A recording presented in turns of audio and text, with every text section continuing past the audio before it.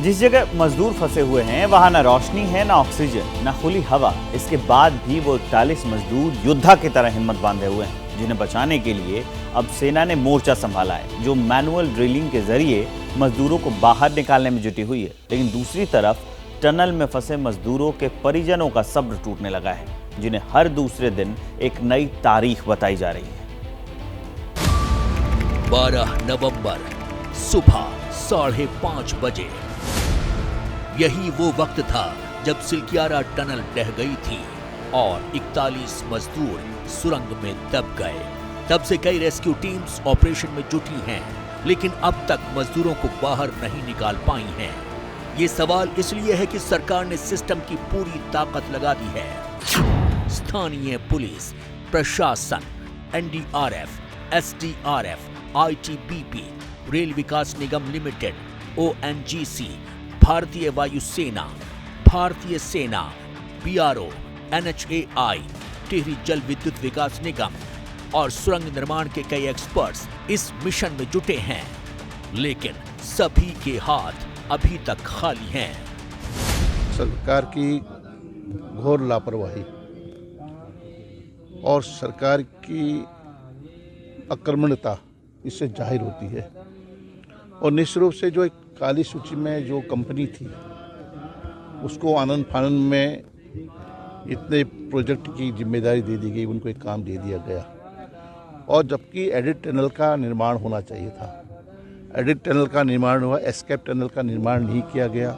सरकार कुछ भी कहे, लेकिन सरकार पूरी तरह फेलियर रही है और जो डिजास्टर मैनेजमेंट है वो पूरी तरह फेलियर रहा है।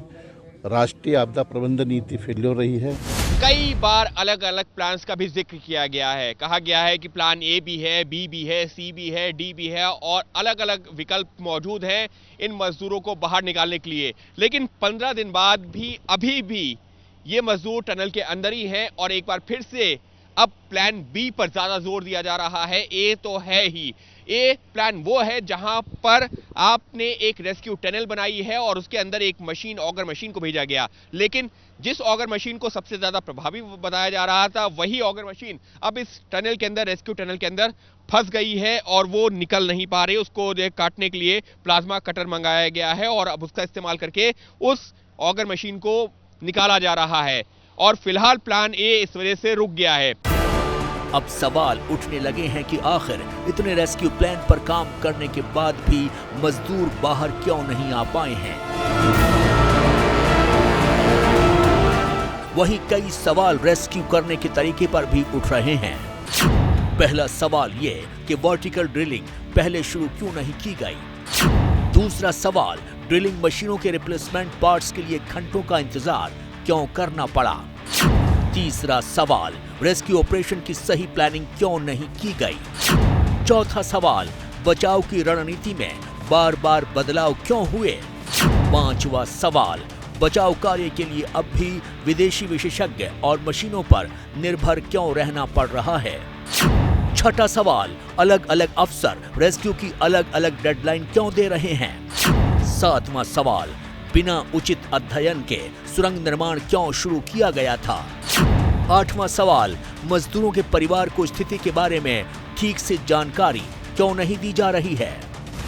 तो हमरा उत्तरकाशी के मंत्री जी से यही अनुरोध है, विनती है कि जितना जल्दी हमारा बेटा को बाहर करवा दें और सब लोग को सुरक्षित निकलवा दें। नेता बारिश कृपा में बारिश के कब हमारा लड़का निकल जाए। अभी तो डेली करते हैं, खुशी का खबर आज मिले कल मिले, अभी तक तो उम्मीद में बैठे हुए हैं। दरअसल जिसके दिमाग में जो आता है वैसे ही खड्डे खोद रहा है, जबकि टनल के अंदर की स्थिति क्या है ये तक किसी को मालूम नहीं है, जिसे समझने के लिए अब जाकर टनल के अंदर ड्रोन से मैपिंग की जा रही है। देखिए ड्रोन मैपिंग की जा रही है। ठीक सामने आप देखिए टनल का मुख्य हिस्सा है, ड्रोन आपको वहां पर उड़ता हुआ नजर आ जाएगा और टनल के पूरे हिस्से की मैपिंग इस वक्त शुरू कर दी गई है। जैसा बताया जा रहा था कि आधुनिक मशीनें यहाँ पर मंगाई गई हैं, रोबोट्स मंगाए गए हैं ताकि एक एक चीज की मैपिंग हो सके। और ये आप तस्वीर देख रहे हैं कि किस तरीके से जो आगे का हिस्सा है टनल का वहां तक ड्रोन पहुंच गया है, भीतर से मैपिंग करते हुए पहुंचा है और यही ड्रोन जो है ऊपर से नीचे पूरी टनल की मैपिंग करेगा कि सामने से ऊपर से पीछे की तरफ से और अगल बगल की साइड से हम यहाँ पर हमको इस टनल को भेजना है, तो इससे पहले इसकी मैपिंग होनी बहुत ज़्यादा ज़रूरी है। ये बात समझ आती है कि रेस्क्यू ऑपरेशन में परेशानी आ रही है। मलबे में भारी पत्थरों की वजह से ड्रिलिंग रोकनी पड़ रही है, लेकिन सवाल इस बात का है कि पहले हुए हादसों से कोई सीख क्यों नहीं ली, क्योंकि सितंबर 2023 बिलासपुर में एक सुरंग का मलबा ढहने से एक मजदूर की मौत हो गई थी। मई 2022 रामबन जिले में एक निर्माणाधीन सुरंग का एक हिस्सा ढह जाने से 10 लोगों की मौत हो गई थी। फरवरी 2021 अचानक आई बाढ़ के बाद कई लोग एक सुरंग में फंस गए थे। बाद में रेस्क्यू कर 27 से ज्यादा लोगों को बचाया गया। सितंबर 2015 बिलासपुर सुरंग का एक हिस्सा ढह गया, 3 मजदूर फंस गए। 9 दिन बाद 2 मजदूरों को बचा लिया गया। अगस्त 2004 टिहरी बांध की सुरंग का एक हिस्सा ढह जाने से 29 लोगों की मौत हो गई थी।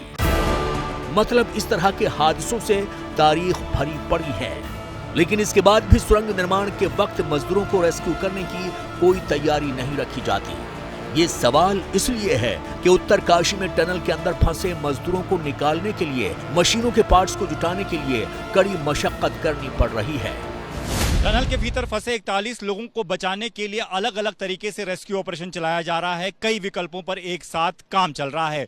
पहला और सबसे मेन विकल्प ये है, जो सिलक्यारा वाली साइड है उस तरफ से एक पाइपलाइन बिछाई जा रही है करीबन 60 मीटर की, ताकि उन मजदूरों को जो 60 मीटर मलबे से दूर हैं उनको उसके रास्ते निकाला जा सके। लेकिन इसमें काफ़ी ज़्यादा लंबा वक्त लग रहा है, इसलिए अब दूसरा बड़ा विकल्प है टनल का ठीक ऊपरी हिस्सा, यानी कि वर्टिकल ड्रिलिंग। ये ऊपरी हिस्सा आप देख रहे हैं जहां पर आपको लोग काम करते हुए नजर आ रहे हैं, मशीनें भी वहां पर आपको घूमती नजर आएंगी। वहां पर आज से वर्टिकल ड्रिलिंग शुरू कर दी गई है और ये ड्रिलिंग के अभी तक की जो स्थिति है वो ये कि 15 से 16 मीटर तक ये मशीन वर्टिकल ड्रिल कर चुकी है। 1 मीटर चौड़ा पाइप इसके अंदर डाला जाएगा और ऐसे ही धीरे धीरे 86 मीटर तक की ड्रिलिंग करनी है। लगातार ड्रिलिंग हो रही है और अब 3 से 4 दिनों में अगर सामने की तरफ से हमें सफलता नहीं मिली तो ऊपर की तरफ से 3 से 4 दिनों में सफलता मिलने की गारंटी यहाँ जो अधिकारी हैं वो दे रहे हैं। वहीं एक सवाल इस बात का भी है कि जब से मजदूर टनल में फंसे हैं, इस 6 इंच चौड़ी पाइप से ही खा रहे हैं। इसी पाइप के जरिए उन तक दाल सब्जी पहुंचाई जा रही है, लेकिन मजदूर कब तक ऐसे खाएंगे? टनल के भीतर फंसे लोगों को करीबन 15 दिन हो गए हैं और 15 दिनों तक उन तक कैसे खाना पहुंचाया जा रहा है इसकी तस्वीर आपको दिखाते हैं। दाल, सब्जी, रोटी बनी हुई है और इस वक्त आप देखिए कि किस तरीके से फॉइल पेपर में इस सब्जी को एक निश्चित मात्रा में भरकर इस तरीके से उसको फोल्ड किया जाता है। वो इसलिए फोल्ड किया जा रहा है क्योंकि जिस पाइप के सहारे इनको भेजना है वो करीबन 6 मीटर चौड़ा पाइप है और उसको उस साइज को ध्यान में रखते हुए ही आपको फॉइल पेपर में इस तरीके से सब्जी को रोल करना होता है और ये बड़ा साइज नहीं होना चाहिए, निश्चित साइज में ही आपको ये तैयार करना होगा। इसी तरीके से रोटियां भी पैक की जाती हैं और जो दाल है उसको बॉटल में भरा जाता है और फिर इन तमाम सब्जी को, दाल को और रोटियों को पाइप में बॉटल के सहारे आगे कंप्रेशर की मदद से प्रेस करके उन 41 लोगों तक पहुंचाया जाता है। दरअसल वक्त बीत रहा है और तेजी से बीत रहा है और अब एक ही सवाल पूछ रहा है कि आखिर मजदूर कब बाहर आएंगे, लेकिन कोई भी इसका सही जवाब नहीं दे रहा है। उत्तरकाशी से अंकित गुप्ता के साथ दीपक रावत, एबीपी न्यूज। जैसे ही घड़ी का काटा दोपहर 2:30 पे आए, बबीता जी का दिल सास बहू साजिश के लिए मचल जाए। और ये है इनकी बहू, पूरे दिन ऑफिस की टेंशन हो जाए गॉन जब ये करें अपना फेवरेट शो फ्री टाइम पे ऑन।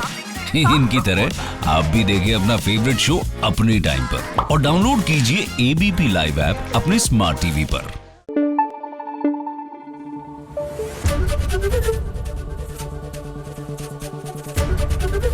एबीपी न्यूज आपको रखे आगे।